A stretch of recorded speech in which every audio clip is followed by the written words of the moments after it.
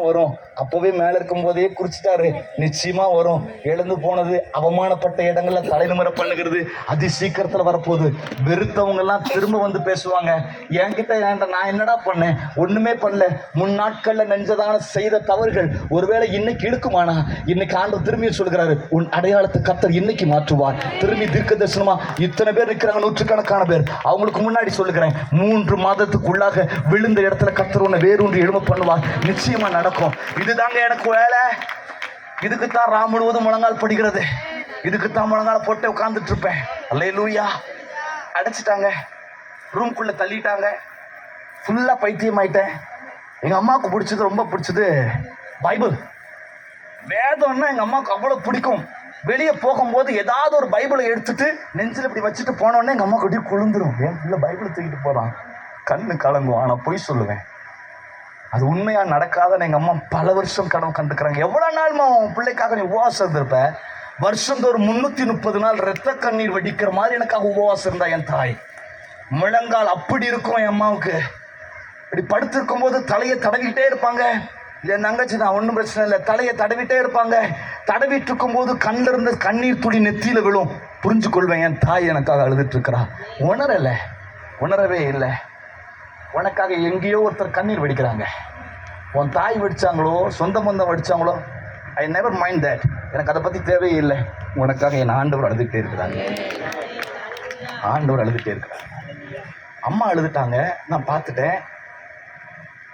இப்போ நடக்கிற சம்பவம் என்ன தெரியுமா? ரூம்குள்ள அடைச்சப்பட்டுக்கிறேன். ஒரு வயசான ஒரு சத்தம், அழுகிற சத்தம் கேட்குது. ஏங்கி அழுகிற சத்தம் கேட்குது. வீட்டுக்குள்ள ஓடி போய் கதவை அடிக்கிற மரியாதையா எவனா இருந்தாலும் வீட்டை விட்டு வெளியே போக சொல்லு அப்படின்னு சொல்றேன். எவனுமே இல்லை. உனக்கு பைத்தியம் முத்தி போச்சு, சோத்துல விஷம் வச்சு விட்டுருவேன். நம்ம சோறு சாப்பிடவும் பயமா இருக்குது. நிர்வாணமா இருக்கிறேன், ஆடை இல்லை, வீட்டுக்குள்ள ஒண்ணுமே கிடையாது, இருளா இருக்குது. எல்லாமே வெளியே கூடி வந்து பிளைவுட் வச்சு அடைச்சிட்டாங்க. நான் அசிங்கமா பேசுறேன், கத்துறேன், கூப்பாடு போட்ட சொல்லி எல்லாம் அடைச்சிட்டாங்க. அழுகிற சத்தம் கேட்குது. நல்லா ஜாலியா வீட்டுக்குள்ள மிதிச்சு விளையாடுறாங்க. என்ன தெரியுமா? மெத்த கிடையாது, பைபிளுடைய பேப்பர்ஸ் எல்லாத்தையும் கிழித்து கீழே போட்டு மிதிச்சுட்டு இருக்கிறேன். அதுலதான் யூரின் போறது, அதுதான் மோஷன் போறது.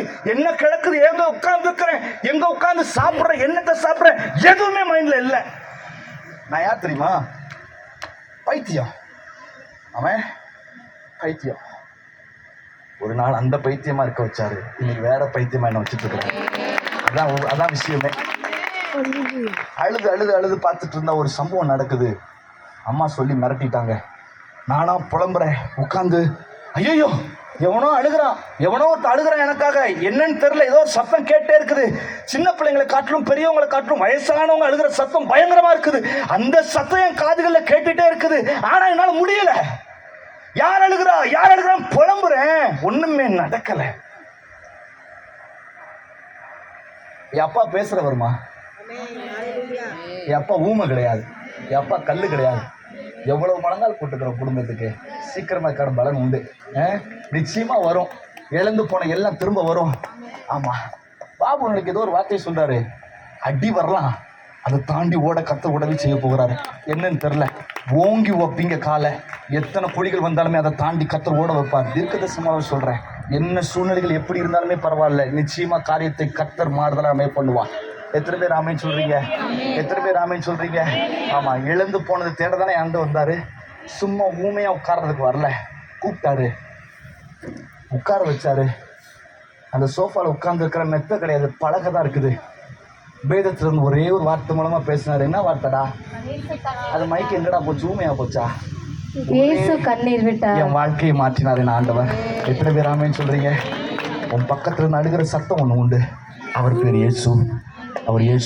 எத்தனை பேர் ஆமைன்னு சொல்றீங்க? அன்னைக்கு துவங்கின ஓட்டம் இன்னைக்கு வரைக்கும் ஓடிக்கிட்டே இருக்கிறேன். நிச்சயமா சொல்லுவேன், இந்த மூச்சு மேல நிற்கும் போது பொத்துன்னு விழுந்துச்சுன்னா என் மரணம் அப்பந்தான் சம்பவிக்குமே தவிர, நான் வீட்டில் தூங்கும் போதெல்லாம் எனக்கு நடக்கவே நடக்காது. நான் உறுதியாக சொல்லுகிறேன், கடைசி வரைக்கும் நான் ஆண்டவருக்காக ஓடுவேன். ஆமென். இப்போ வேதத்தை வாசிக்கலாமா? சீக்கிரமா முடிக்கலாமா? ஆமா, சாமுவேலை பெற்றெடுத்தாள். ஏன் தெரியுமா? அவள் காத்திருந்தாள், அவள் அற்பமா எண்ணப்பட்டாள், வெறுக்கப்பட்டாள். அவளுடைய அடையாளம் பழைய வாழ்க்கை எப்படி இருந்துச்சுன்னா, உலகத்துல மலட்டுத்தன்மை உள்ளவள், தீட்டுள்ளவள். ஆனா எந்த இடத்துல தீட்டுன்னு ஒதுக்கினார்களோ அதே இடத்துல கர்த்தர் இவளை உயர்த்துகிறதான ஒரு மேன்மையை கர்த்தர் கொடுத்தார். அதுலயும் ஸ்பெஷல் என்ன தெரியுமா? இந்த மனுஷனை வச்சுதான் ஏகப்பட்ட ராஜாக்களை உருவாக்க கர்த்தர் உதவி செய்தார். எத்தனை பேர் ஆமென் சொல்றீங்க? ஒருவேளை உன் வாழ்க்கை தீட்ட போல இருக்கலாம், உன் சொந்த குடும்பம் அங்கீகரிக்காம இருக்கலாம், உன்னை வெறுத்திருக்கலாம். இந்த ஊழியக்காரன் சரி உட்கார்த்து இங்கே உட்கார்த்தும் அப்படிங்கிற மாதிரி லிஸ்ட்ல வைக்கலாம். உன்னை இங்க அங்கீகரிக்க மாட்டாங்க. இங்க அங்கீகரிக்கிறேன்னா தைரியமா சொல்லு, என்ன அங்கீகரிக்கிற இடம் புதிய எருசலேம் ஆகிய இந்த பரலோகம். அதை என்ன அங்கீகரிக்கும். அதை எந்த மனுஷனாலும் தடுத்து நிறுத்த முடியாது. எத்தனை பேர் ஆமென் சொல்றீங்க? அல்லேலூயா. சத்தமா ஆமென் சொல்லுங்களேன், சத்தமா ஆமென் சொல்லுங்களேன். Right, okay. 3வது சாப்டர். நியாயாதிபதிகள் 6வது அதிகாரம் சொல்லி முடிக்க போகிறேன். ஜஸ்ட் 5 minutes, 5 நிமிஷத்துல. நியாயாதிபதிகள் 6வது அதிகாரம் 11வது வசனத்துல வாசிக்கலாம். அதற்கு பின்பு கர்த்தருடைய தூதனானவர் வந்து அபியேஸ்ரியனாகிய யோவாசின் ஊராகிய ஒப்ராவில் இருக்கும் ஒரு கர்வாலி மரத்தின் கீழ் உட்கார்ந்தார். அப்பொழுது அவனுடைய குமாரன் கிதியோன் கோதுமையை மீதியானரின் கைக்கு தப்புவிப்பதற்காக ஆலைக்கு சமீபமாய் ஆலயத்துக்கு சமீபமாய் போரடித்தான். இது வசந்த வாசம் ரொம்ப நேரம் போகும், நான் வேகமா சொல்லுகிறேன். எல்லாருக்கும் இது தெரிந்த சம்பவம் தான். ஆலைக்கு சமீபமாய் போரடித்தான். எதற்காக போரடிக்கிறான்? ஐயா, என்கிட்ட இருந்து நான் சம்பாதிப்பேன், நான்